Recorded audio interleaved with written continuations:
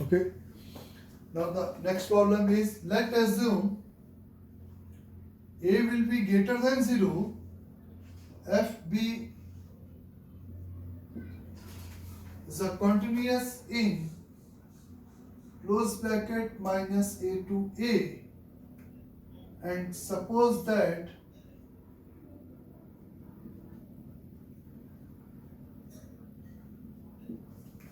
suppose that the f dash x is simply exist, and f dash x should be lesser than 1 for all x belonging to minus a to a, and if f over a is equate with a and f over minus a is equate with minus ka a, then so that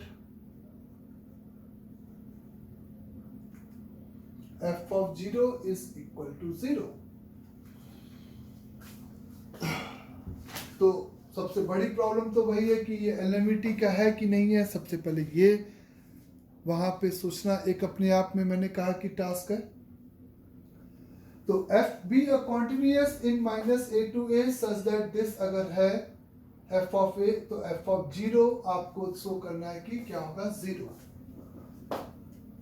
तो आपने इस interval में minus ए से ए के interval में एक point 0 obviously बीच में होगा.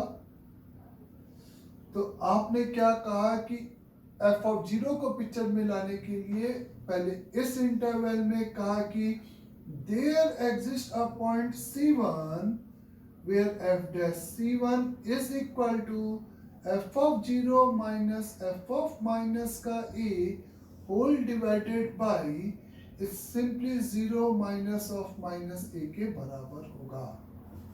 बोले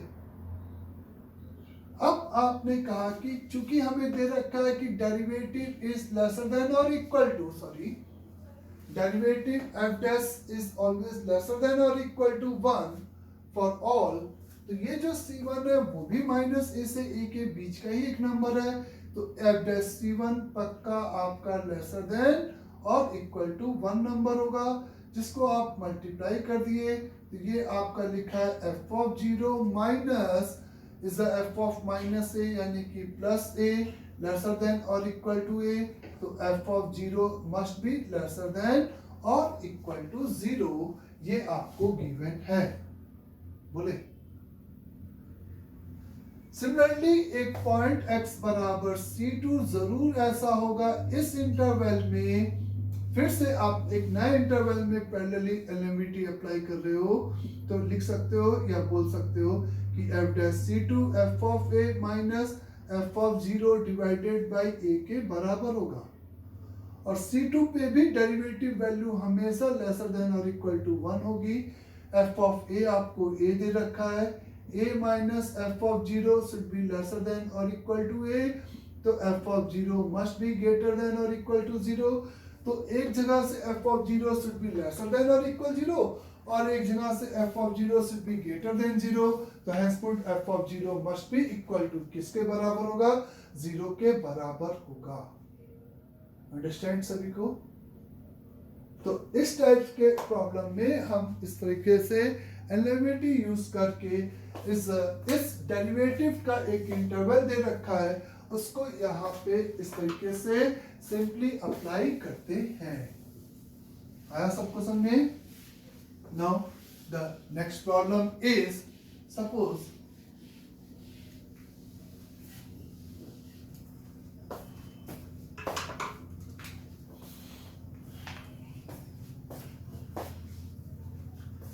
let f(x) is continuous in close bracket a to b and the differentiable in open bracket a to b if f of a is equate with a and f of b is equate with b. then so that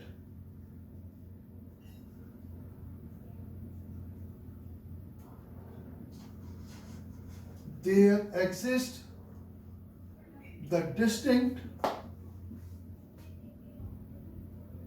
C1 and C2 in the interval belonging to A to B such that f dash C1 plus f dash C2 is equal to the 2. ऐसे ही question में एक और part आता है जिसमें C1 C2 कहते हैं कि n पॉइंट होंगे is equal to n. f dash C1 plus f dash C2 plus f dash C3 सभी का सम किसके बराबर हो जाएगा? n के बराबर. तो C1 और C2 ऐसे दो पॉइंट हो गए in the interval A to B. f of A आपको A दे रखा है, f of B आपको B दे रखा है, यानी कि A और B, A पर A यानी कि इस पॉइंट का ordered pair A comma A और इसका B कॉमा B है, तो इस कॉर्ड को मिलाने वाली लाइन का स्लोप यहाँ पे 1 है. तो आप ऐसे फील कर सकते हो कि कोई भी ग्राफ है, यहाँ पे आपका ये 1 के बराबर होगा, तो ये आपका 1 से ज्यादा होगा, 1 से कम होगा, और वो सम मिला के आपका 2 हो रहा है. ये फील वाली बात है, लेकिन ये प्रूफ दैट नहीं हुआ. आपने इस C1 और C2 दो पॉइंट दिखाने के लिए आपने इस इंटरवल को यहाँ पर बेसिकली दो इक्वल पार्ट में डिवाइड कर दिया, यानी कि A plus B divided by 2 एक मिड पॉइंट कंसिडर कर लिया और कहा कि अब इस पॉइंट पर आपको वैल्यू नहीं पता है क्योंकि f तो डिफाइंड नहीं है, तो इस इंटरवल के बीच में एक पॉइंट C1 बोला जरूर ऐसा एग्जिस्ट करेगा जहां पर f dash C1 is equivalent to the f over A plus B divided by 2 minus f over A divided by f A plus B divided by 2 minus का A. तो this is f dash C1 is equal to ये आपका A हो जाएगा, the 2 whole multiplied by f over A plus B divided by 2 minus का A divided by B minus का A आ जाएगा. जिला आपको सिमिलरली आप इस दूसरे सेट के बीच में एक पॉइंट C2 डिफाइन करोगे तो आपको यहाँ पर मिलेगा f dash C2 is equate with f over B minus f over A plus B divided by 2 whole divided by B minus का A plus B divided by 2, तो ये 2 एलसीएम लेके ऊपर चला जाएगा, f of B की value B हो जाएगी, तो 2 whole multiplied by B minus f over A plus B divided by 2, और मिड पॉइंट लेने पे डिनोमिनेटर दोनों में सेम आएगा, इज एब्सिसा का डिफरेंस. और जब आप दोनों को ऐड करोगे तो ये पोर्शन आपका मर जाएगा और आपका ये चीज प्रूफ हो जाएगी.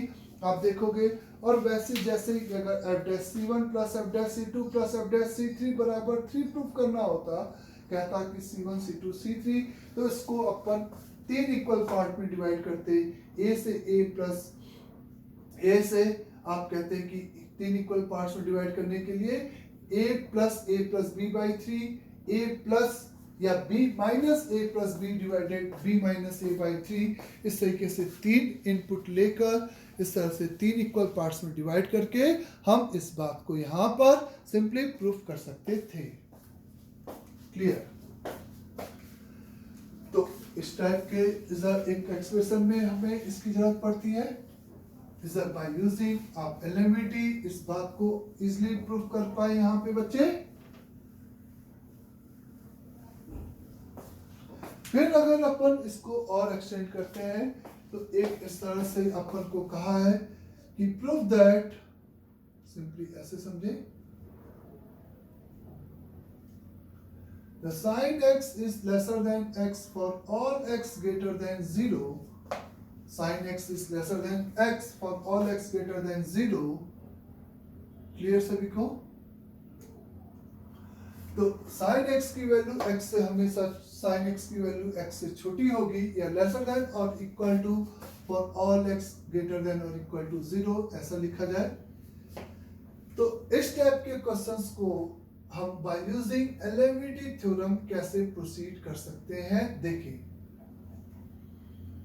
हम यहाँ पर इस एक x है और एक 0 है, इसको बोल सकते हैं कि ये लिखा हुआ है sine x minus sine of 0 is lesser than और इक्वल टू x माइनस 0। यानी कि x माइनस 0 को अगर मैं नीचे ले जाऊं तो ये लिखा है sine x minus sine of 0 degree divided by x minus का 0 लेसर देन और इक्वल टू 1, क्योंकि x पॉजिटिव है। यानी कि तुमने एक फंक्शन कंसीडर किया f ऑफ x बराबर सिंपली साइन x और एक इंटरवल कंसीडर किया 0 से x का, और कहा कि इसके बीच में एक c जरूर ऐसा एग्जिस्ट करेगा जहां पर f डैश c की वैल्यू इक्वल होगी f of x minus f of 0 divided by x minus 0 के।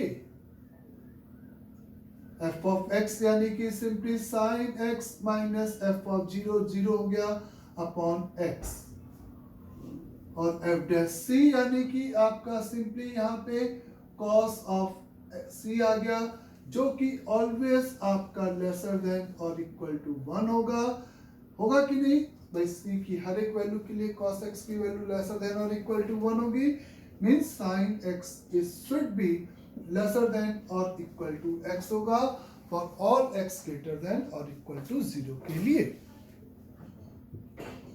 ये एक अपनी तरफ से फंक्शन लेकर एलिमिनेटी का डेरिवेटिव को लेकर इस तरह से हम लोग प्रॉब्लम फ्रेम कर सकते हैं।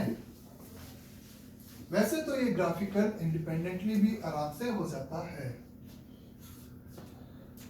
अगर आपको f over x is suppose given x something, एक integration divided by integration of sin x by x का dx, और आपको ये प्रूफ करना है कि is a f over x plus 2 minus f of x should be lesser than 2 है by using एलिमिनेटी थ्योरम। बाय यूजिंग एलिमिनेटी थ्योरम आपको ये स्टेटमेंट यहाँ पे प्रूफ करना है। Understand? Where x is defined होने के लिए x ग्रेटर देन 0 कर लेते हैं for all x greater than और इक्वल टू 0 या ग्रेटर देन 0 सिंपल। तो sin x बाई x के आगे इंटीग्रेशन मैंने इसलिए लगा दिया, मैंने इंटीग्रेट करके नहीं दिया क्योंकि ये नॉन इंटीग्रेबल है, या ऐसा फंक्शन होगा जो कि आपको डायरेक्टली दे रखा है उसकी बात करोगे। तो यहां पर इस डिफरेंस को देखने के लिए बाय यूजिंग, अगर एलिमिनेटी थ्योरम में आप इसको फील करोगे कि ये x है, x प्लस 2 यहाँ पे लाई करेगा, ये 0 है बोले, तो इस इंटरवल के बीच में एक पॉइंट x बराबर c जरूर ऐसा एग्जिस्ट करेगा जहां पे f डैश c की value f over x plus 2 minus f over x divided by 2 minus 0 के बराबर होगी। x मर जाएगा बोले, और f डैश c की अगर हम यहां से बात करेंगे, f डैश c की वैल्यू आपको मिलेगी sine c divided by c, और sine c divided by c का जो ग्राफ है वो आपका डैम्पिंग इस टाइप से ग्राफ जाएगा, जिसका वैल्यू हमेशा इज अ लिमिटिंग वैल्यू 1 से छोटा होगा। तो f डैश c कोई भी x यहाँ पर है, x प्लस 2 यहाँ पे है, उस c पे इस f डैश c की जो वैल्यू होगी वो हमेशा 1 से छोटी होगी, और ये 2 उधर चला जाएगा, और ये आप इस तरीके से सिंपली इसको हैंसप्रूफ कर सके कि ये स्टेटमेंट वैलिड है। ये आपको इस fx दे रखा था, ये आपको fx दे रखा था, और f डैश c इस तरीके से आपको इसके लिए प्रूफ करने की यहाँ पे जरूरत थी, सो दैट था कि this should be lesser than 2 for all x laser than 2, इस तरीके से स्टेटमेंट आपका था। आया सभी को समझ में बच्चे? फिर यहाँ पर अगर आपको एक क्वेश्चन कुछ इस तरीके से दे रखा है, for example f is defined in close bracket 0 से 1 and a twice differentiable function, मतलब इसका डबल डेरिवेटिव एग्जिस्ट कर रहा है। ट्वाइस डिफरेंशिएबल फंक्शन का कहने का मतलब such that f double dash x should का mod should be lesser than 1 for all x belonging to the close bracket 0 से 1 if f of 0 is equal to f of 1 so that ये भी given है, so that mod over f dash x should be lesser than 1 for all x belonging to the 0 to 1. Okay. एक twice differentiable function है जिसका double derivative हमेशा 1 का modulus 1 से छोटा है, तो आपको f डैश x की वैल्यू प्रूफ करनी है कि हमेशा 1 से छोटी होगी। f ऑफ 0 बराबर f ऑफ 1। इसका मतलब ये बात यूज करने के लिए हम लोग एलिमेंट्री f डैश पे लगाएं, f डैश पे लगाएंगे। समझे कैसे मैं बोल रहा हूं? सबसे पहले कि 0 और 1 पे पॉइंट वैल्यू सेम है, यानी कि there exist a point C where f dash C is equal the 0। हम ये बात बाय यूजिंग रोल्स थ्योरम को लेकर बोल सकते हैं कि इज डिफाइंड है, यानी कि कॉन्टिन्यूअस है। ट्वाइस डिफरेंशिएबल है तो ऑब्वियस है कॉन्टिन्यूअस है। बोलो। फिर अपन ने क्या किया कि f डैश c चूंकि 0 हो गया और अपन ने कहा कि इस इंटरवल में x कहीं पर भी एक पॉइंट है x, तो x और c के बीच में हमेशा चाहे वो आगे हो चाहे पीछे हो, इस C2 एक पॉइंट जरूर ऐसा एग्जिस्ट करेगा जहां पर f डबल डैश C2 की जो वैल्यू है वो f dash C minus f dash x upon C minus x के बराबर होगी। मतलब कि मैंने एलिमेंट्री अप्लाई किया है लेकिन fx में नहीं अप्लाई किया, किस पे अप्लाई किया? f डैश पे। तो उसका derivative f double dash C2 इस इंटरवल में जरूर एग्जिस्ट करेगा। और किस इंटरवल के लिए अप्लाई किया है? x से c या c से x के लिए। मतलब x आगे भी हो सकता है 0 और 1 में, कहीं पे भी हो सकता है। तो दिस का मॉड हमेशा इसके मॉड से बराबर होगा। हम ऐसा बोल सकते हैं कोई ना कोई C2 जरूर ऐसा होगा c और x के बीच में। तो चूंकि ये क्वेश्चन में ही अपन को 1 से छोटा दे रखा है कि ऑल x 0 से 1, तो C2 पे भी ये 1 से छोटा हो गया। f डैश c आपका 0 हो गया, तो ये आपका लिखा है f dash x is should be lesser than mod of c minus x। इजिला आपको। और c minus x should be, c और x के बीच का जो डिस्टेंस है वो पक्का आपका 1 या 1 से छोटा ही होगा, उससे बड़ा कभी नहीं जाएगा। इतना है कि c और x का जो डिस्टेंस है वो कभी भी 1 से बड़ा नहीं होगा, इनफैक्ट वो 1 भी नहीं होगा। तो इसका हैंस प्रूव्ड हो गया कि f dash c x should be यहाँ पे लेसर देन 1 होगा और all x belonging to the 0 से लेकर 1 के लिए हम ये स्टेटमेंट हमेशा के लिए क्या बोल सकते हैं? सिंपली ट्रू है। सिंपली ये स्टेटमेंट हमेशा के लिए ट्रू है। सिमिलरली अगर आपको यहाँ पे सपोज 0 से लेकर alpha should be lesser then beta should be pi by 2 है, अल्फा और बीटा दो नंबर है जिसके लिए आपको यहाँ पर ये प्रूफ करना है कि cos beta minus cos alpha divided by beta minus alpha is must be greater then sine alpha and sign beta के बीच में होगा। प्रूफ दैट है कि is a 0 lesser than alpha lesser than beta is lesser than pi by 2, तो ये statement हमेशा valid होगा for any ordered pair of alpha comma beta के लिए। तो यहाँ पर फिर से इस एक्सप्रेशन को देखकर हमें एलिमिटी को याद रखना है।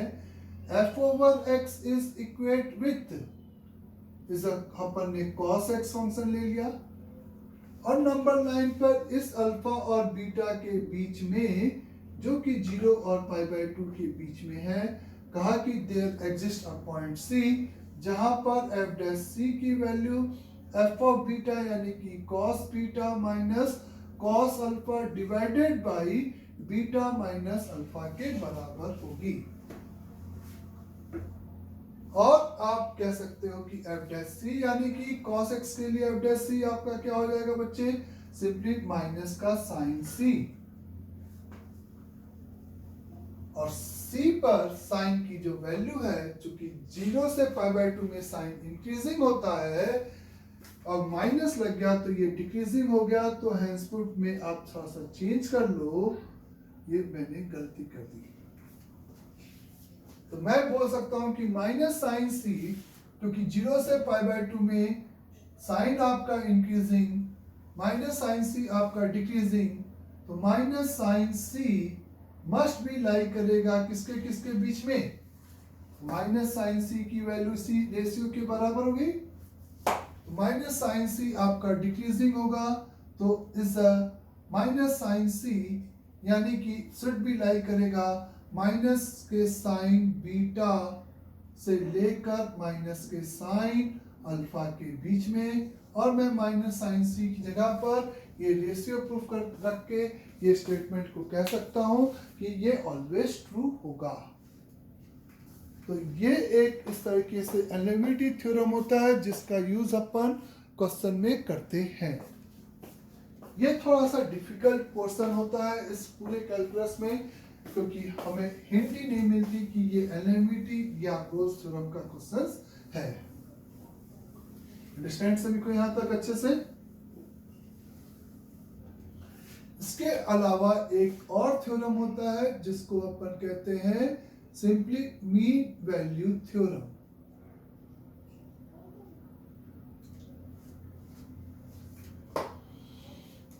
उसके लिए if fx is say continuous in close bracket a to b and not differentiability की कोई जरूरत नहीं है, खाली कॉन्टिन्यूस अगर है and f of a is not equal to f of b, then there exists x बराबर c in the interval a to b where f of c is equal the m multiplied by f of b plus n multiplied by f of a upon b upon m plus n, यानी कि c एक जरूर ऐसा point होगा जहां पे function की value m is to n where m और n are greater than 0 internal division ratio में डिवाइड करने वाले इज अ एवरेज वैल्यू रखेगा।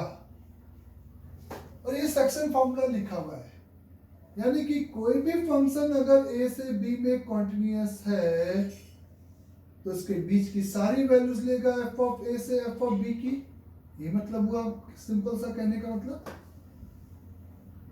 तो इस f ऑफ a और f ऑफ b को y कोऑर्डिनेट को इस f of a y axis कहीं पे भी हो, इस f ऑफ b और f ऑफ a को इस 0 f ऑफ b और 0 f ऑफ a को इस इंटरनल m/n के रेशियो में डिवाइड करने वाला पॉइंट किसी लाइन सेगमेंट पे होगा और उसके करस्पॉन्डिंग एक सी जरूर ऐसा ए और बी के बीच में एग्जिस्ट करेगा। यहाँ स्लोप की बात नहीं हो रही, पॉइंट वैल्यू की बात हो रही है। आप कहोगे कि इसकी क्या जरूरत थी? अगर आप f ऑफ a और f ऑफ b बराबर ले लेते हो a और b पर और एक ग्राफ fx का ऐसे कंसीडर कर लो, तो a और b के बीच में यह ग्राफ कभी भी सेम वैल्यू फिर अटेंड नहीं कर रहा, जबकि यहाँ पे m और n अगर आप 1 1 पुट किए, f ऑफ a और f ऑफ b आपका बराबर है तो वो कॉमन निकल के f of c f of a हो गया। यानी कि ये वैल्यू बीच में लेकिन कभी भी अटेंड नहीं हो पाई, इसलिए ये कंडीशन भी लगा दिया। अगर ये नहीं लगाएंगे तो ये क्लोज ब्रैकेट लगा सकते थे। तो अगर कोई भी फंक्शन कॉन्टिन्यूअस अगर है इस इंटरवल में, तो उसका y कोऑर्डिनेट हमेशा एक वैल्यू अटेंड करेगा। इस तरीके से हम लोग ये आपका मीन वैल्यू थ्योरम इस तरीके से सिंपली कहलाता है। ये आपका सिंपली कौन सा थ्योरम कहलाता है? Mean value theorem. और ये इज अ सिंपली आपका क्या है? इज अ लॉजिकली प्रूफ है कि इस रेशियो को m/n के रेशियो में डिवाइड करने वाला पॉइंट के करस्पॉन्डिंग सी हमेशा यहाँ पे एग्जिस्ट करेगा। सो दैट जैसे फॉर एग्जांपल अगर अपन ने कहा सो दैट पहले इसके ऊपर बच्चों let f is defined from close bracket 0 to 4 to real be a differentiable function, then so that there exist a and b belonging to the 0 to 4 such that f square 4 minus अलग से f square 0 is equate with 8 multiplied by f dash a into f of b। 0 और 4 के बीच में कम से कम एक a और b जरूर ऐसा एग्जिस्ट करेगा जिसके लिए ये स्टेटमेंट वैलिड होगा। तो आप ये बोल सकते हो कि ये f of 4 minus f of 0 और f of 4 plus f of 0 is equate with this लिखा हुआ है।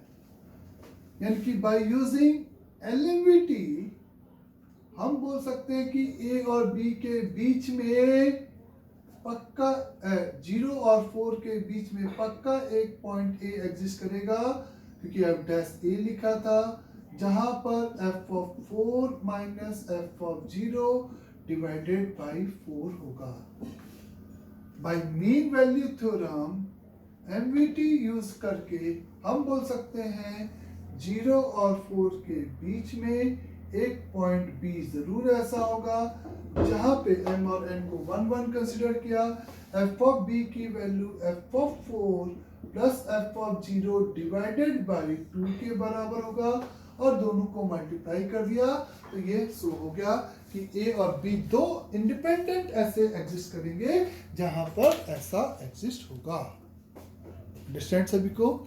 तो ये मीन वैल्यू थ्योरम होता है जो कि कॉन्टिन्यूअस फंक्शन की बीच की इज द आउटपुट वैल्यू की बीच की हमेशा वैल्यू किसी ना किसी c पर जरूर अटेंड करेगा।